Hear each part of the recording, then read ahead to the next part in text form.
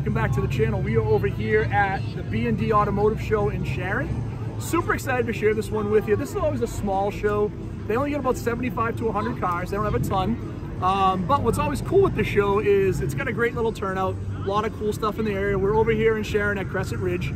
And what's always cool here is this is kind of the place I've been going since I was a little kid for the ice cream. They have the cows in the field. Great little place to come on the weekend. We had some rain, so I'm happy we got a little better turnout than I thought we would. It's been a little light to start. I'm going to get around and shoot as much as I can here. I think we have probably 50 to 75 cars. So we try to hit everything if we can today. We appreciate you checking out the channel. All right, guys, we'll give the Mustang a little love as we start. We've got one of the Camaro clubs locally in the area, and they're one of the newer Camaro clubs. They have some cool stuff. This ZL1, we know the owner. You saw her white and red IROC. Super clean. This is an amazing ZL1. Obviously, the supercharged Camaro, beautiful color. The club here is great people. We got a chance to chat in the rain because there wasn't a whole lot of us when we got here. I think we were like the first 7 or 8 cars here, but they have some beautiful cars up here today.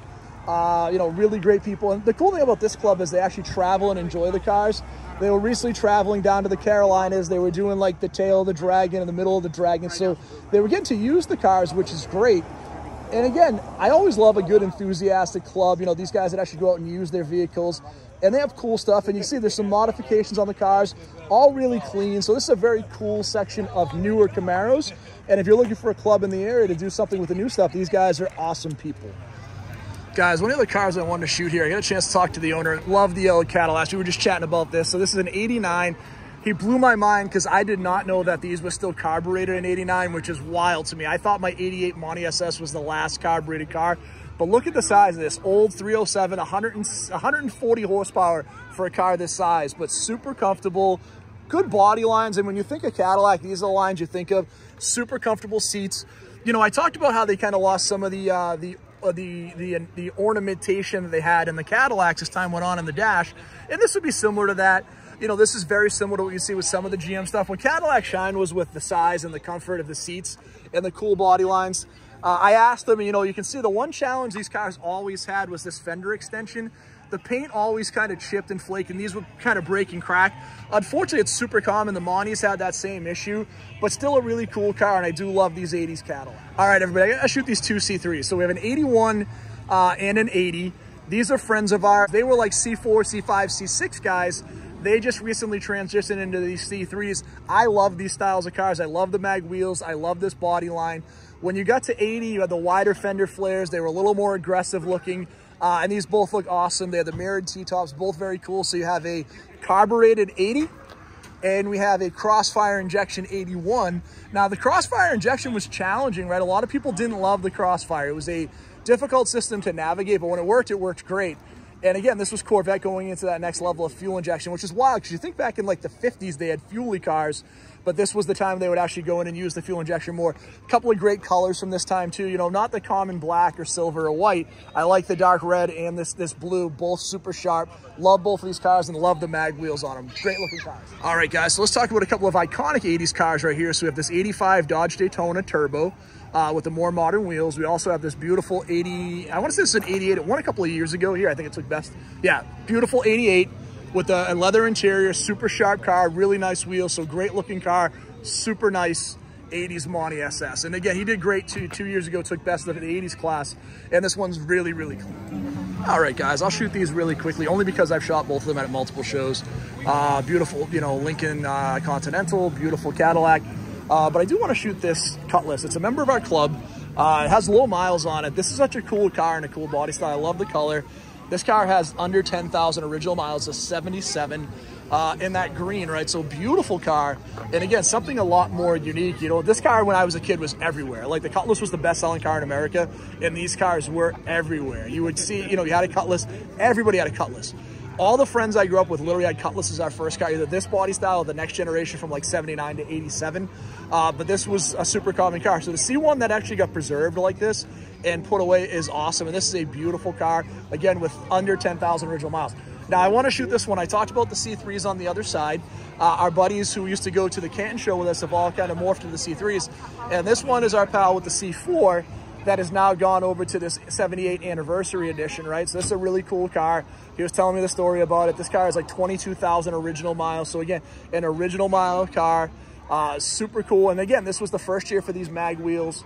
As you saw, the fenders aren't quite as wide as they would be like in 81, 82, but they still look really cool. And this would be kind of that next level of the more aggressive look, right? Like 75, 76 are kind of the lost years in the C3s. This one's really nice. This is a beautiful car. We shot this car at La Salette this year. So if you want to get a little more in-depth into this car, I won't go super deep. We actually went deeper into this car. Very cool. Another big body Cadillac. This obviously is the two-door, and this is going to be a 79. And again, you think about just how giant this car is, and you'll see as we go down, very similar to that 89 we looked at. Even the interiors are not wildly different. This one, you can see, this one, the fender extension's in a little better shape. Like I said, these were pretty challenging. But to see a car this big for a two-door is always wild. And then we get this Cougar XR7. I want to say this is a 73. Let's take a look at it. I think it is. And this is a 73. Yep, so it's a 73. So the XR7, this is when the Cougars had really morphed into that Mustang style. Before they would change again a little later on into another style. But this was very similar to the body lines you'd see in those mid-70s Mustangs. The XR7 was the top of the line. Most of those had a 351. I haven't looked yet to see if it is. We'll see it as a 351. So the 351 was really common with the big two-barrel carburetor. So this is a pretty cool driver of a car you just don't see a ton of. So very cool, nice car. All right, guys, we're going to hit the 60 section. We have this very cool Lincoln right here. Lowered, great looking wheels. I think we've seen this one before too, but 64 Lincoln Continental with the 430, lowered, the cool wheels on this. There's also a really cool truck over here. We saw this as it came in. This thing looked awesome. I love the chop top on it. Super cool car. The Dagmars in the front, like the green wheels with the, you know, the trim ring. Obviously, we have the wooden bed on the back. This is a really fun looking car. The old Cadillac style tail lights on here. This is a really cool, like, Frankenstein hot rod, and I dig it because, again, you're never going to see a version of this again. And you check out, like, the hot rod black on the back, and then look at this gorgeous paint inside. So this kind of green metallic with the gold on the inside. This is a very neat custom hot rod, and I dig it quite a bit. So our next car we're going to shoot is this 64.5 Mustang 260. We actually shot this car, too, at the show over in Medfield. We actually went a little deeper. This is a beautiful car. Low original miles, 28,000 original miles, 260. Beautiful Ford Sunliner in the red with the white, super sharp. We also have this beautiful 68 GTO. Got a chance to talk to the owner. 400, 4-speed, 390 rear end in that iconic green, which would be super common in those years. Beautiful car. We have a nice cool kit car here. Another C3. This will be the older version. So this is like a probably 68. So this is the first year of this C3. With the 327, some of the best looking C3s, kind of inspired that Mako Shark design from the, you know, the show car scene that they would have. The concept car is a beautiful car, again, with the chrome, super sharp. We also have some other really pretty stuff over here. I think I know this car, and I believe it is our partner who owns the beautiful 61 and 60 Dodge. It is, and this is a 59 letter car.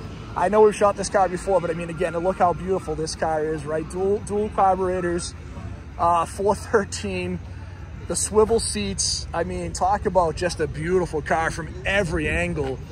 So iconic, right? And, you know, you can't help but see this car and think of like Christine, although, you know, the Christine was a year older and it was a Plymouth. Very similar body line, similar color. This one's just absolutely stunning. And look at, again, the beautiful interior. I always talk about, again, the biggest regret for me is not the outside of the cars. It's the change on the interiors in these cars that just got, you know, they didn't look as good. And this one looks absolutely stunning. Well, I think we're going to shoot our third Cadillac of the day here with this awesome 59 Cadillac. This thing is beautiful.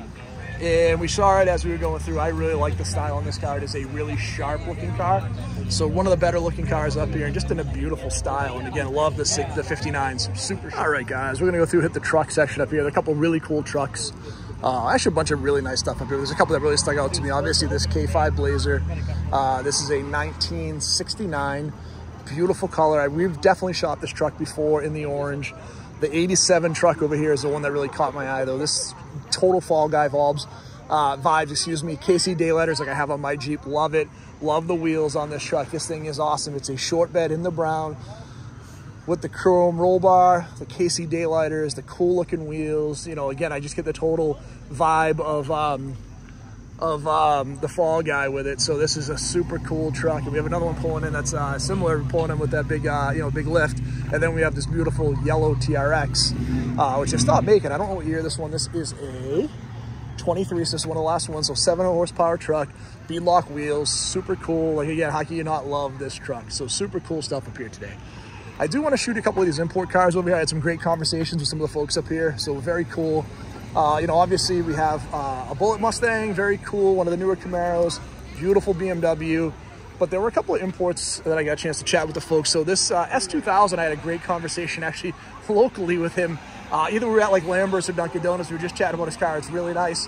And I got a chance to talk to the young man that owned this really cool 240. And what I love is he's super into like building the car. So I love talking to people that are just passionate on their projects. And this one was pretty cool. I got to hear it come in. And again, I love having just a conversation around, having your car and building it up and how cool it is. So this is an awesome car. And again, I love sharing it. Very cool, and I love the story. And again, this beautiful S2000. Video here with my mom.